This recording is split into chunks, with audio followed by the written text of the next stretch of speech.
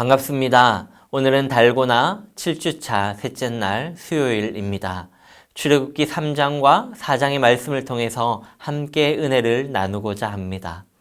미디안 제사장 이드로의 집에서 양떼를 치는 목자가 된 모세는 양떼를 몰고 광야를 지나 하나님의 산 호렙으로 갑니다.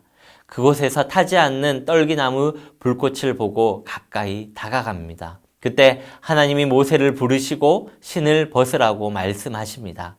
하나님이 오신 거룩한 땅이라는 것입니다. 하나님은 애굽에 있는 내 백성의 울부짖는 소리를 들으셨다고 하시면서 그들의 고난을 안다. 그들을 적과 꿀이 흐르는 땅으로 데리고 가려고 한다라는 계획을 말씀하시고 너를 바로에게 보내어 나의 백성 이스라엘 자손을 이끌어내겠다라고 말씀을 하십니다.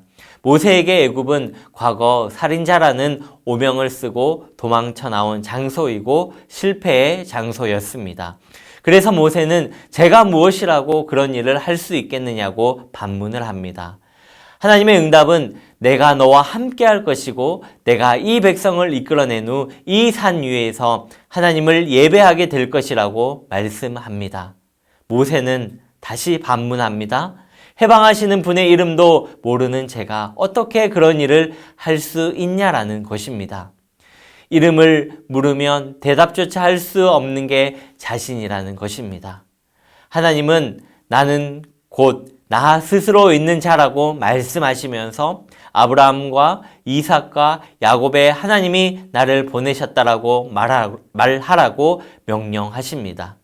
동행을 약속하시고 이름을 알려주신 하나님은 모세에게 구체적인 지시를 하십니다. 먼저 장로들을 만나서 내가 너희의 처지를 생각하고 겪고 있는 일을 보고 너희를 이끌어내어 적과 꿀이 흐르는 땅으로 인도하려고 작정하였다는 것을 전하라는 것입니다. 그리고 바로에게 가서 광야로 사흘 길을 걸어 하나님께 제사를 드려야 하니 허락해 달라고 당당하게 요구하라는 것입니다.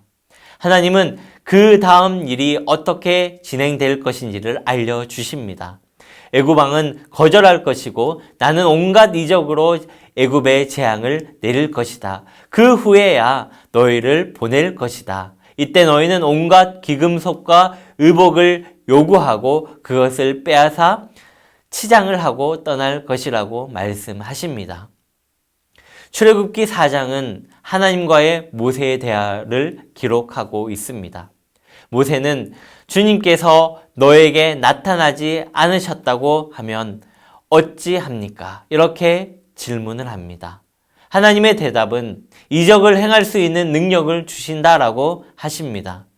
이번에 모세는 저는 말 재주가 없습니다 라고 말하자 하나님은 내가 너를 돕고 할 말을 가르쳐 주겠다라고 하십니다. 그러자 모세는 제발 보낼 만한 사람을 보내소서라고 말을 하죠. 하나님의 대답은 너의 형 아론을 대언자로 삼아라. 이 지팡이로 이적을 행하여라 라고 말씀을 하십니다.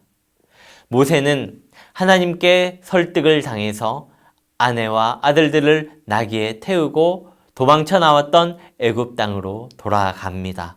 이때 모세의 손에 든 지팡이는 모세의 지팡이가 아니라 하나님의 지팡이였습니다. 하나님의 능력을 소유한 것이죠. 그렇다면 하나님의 명령을 받은 모세는 하나님의 사람이었을까요? 하나님은 모세에게 애굽 왕이 고집을 부릴 것이라고 하시면서 나의 맏아들 이스라엘을 보내지 않으니 내가 너의 맏아들을 죽이겠다라고 말하라고 명령을 하십니다. 그리고 이어지는 이야기는 애굽으로 가는 모세를 하나님이 죽이려고 하셨다라는 것입니다. 이게 무슨 말일까요? 하나님은 왜 이렇게 하실까요? 성경은 모세의 아내 십보라가 그 즉시 아들에게 할례를 베풀고 위기를 넘겼다는 이야기를 전합니다. 모세는 아론을 만나고 애굽에 거주하는 이스라엘 장로들을 만나서 하나님의 말씀을 전하고 이적을 행하니 그들이 믿고 이스라엘 백성은 주님께 경배를 드립니다. 모세는 분명 하나님께 부름받은 사람이죠. 그는 사명을 가지고 있는 사람입니다.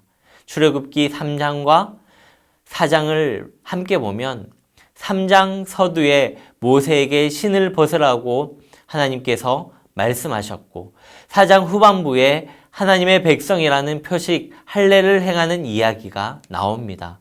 하나님이 주신 사명을 수행하는 사람은 거룩해야 한다라는 말을 하는 것입니다. 교회의 모든 재직, 아니 더 광범위하게 세례받은 모든 사람은 사명을 가진 사람들입니다.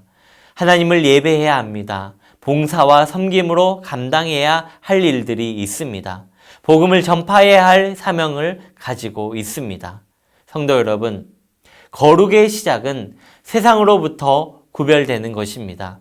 우리가 세상 속에 살되 세상과 다르게 살아야 합니다. 오늘도 하나님의 말씀이 지침이 되어서 살아가는 복된 하루가 되시기를 간절히 소망합니다.